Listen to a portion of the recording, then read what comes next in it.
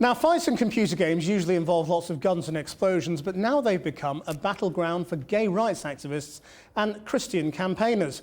One of the world's biggest video games companies, Electronic Arts, has created options in its newest Star Wars game for players to be gay.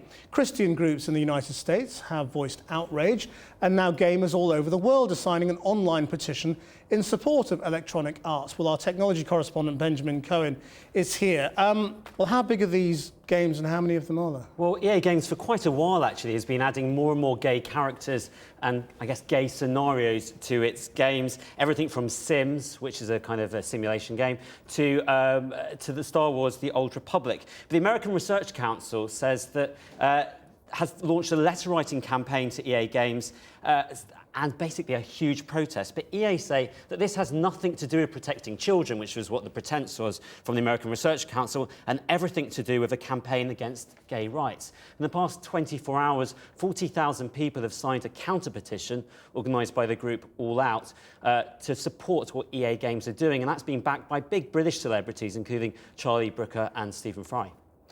So what does being gay involve in a game of Star Wars? Something a bit like that. I mean, nothing too graphic, really. What I should say is these are kind of multiplayer online games. So in other words, you're not just playing against them with a computer, you're playing with and against real people. So you can have a bit of flirting, a bit of kissing. In the Star Wars game, you can, if you wish, visit a gay bar and order a few drinks. And in The Sims, your character can choose to be in a same-sex relationship just as easy as it can be in a straight relationship. But most of these games are designed in the States for people over the age of 16, and in the UK, the age rating is 12. And it takes us back to that age-old debate about what influences children, Section 28, all of that. Well, I mean, totally. Actually, look, in the Star Wars game, which I think is this one, there's actually a hell of a lot of violence going on there. And some people are surprised that family campaigners are less concerned about their children shooting other people in the game and more concerned with them maybe kissing someone of the same gender.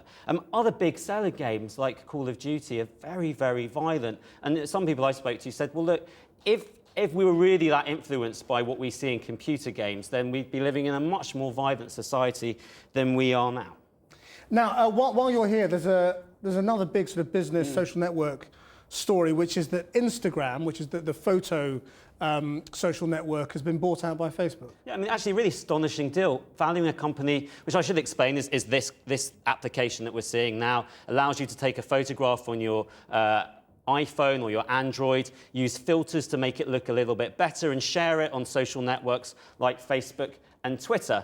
Astonishingly, the company has just 8 employees and I think has only raised a few $1 million in funding, but Facebook have paid $1 billion to take over the company. And part of it is to get those employees to come and join the team at Facebook. And frankly, Facebook has a lot of money and a lot of stock at the moment. It's about to float on the stock market for $100 billion. But it's also about accessing Twitter, bizarrely, because one of the main places that people share Instagram photographs is on Twitter, and this effectively gives Facebook a backdoor into what is their biggest competitor. So it's really actually very interesting news. And at that kind of money, we're talking about the return of .com billionaires. Well, I think astonishing numbers, and the people that I did a quick ring around in the last sort of 15 minutes, and people are amazed really at how much Facebook paid for it. People always expected that Facebook or Twitter would eventually buy Instagram, but they were thinking about valuations in the kind of $100 million, not $1 billion. So very interesting.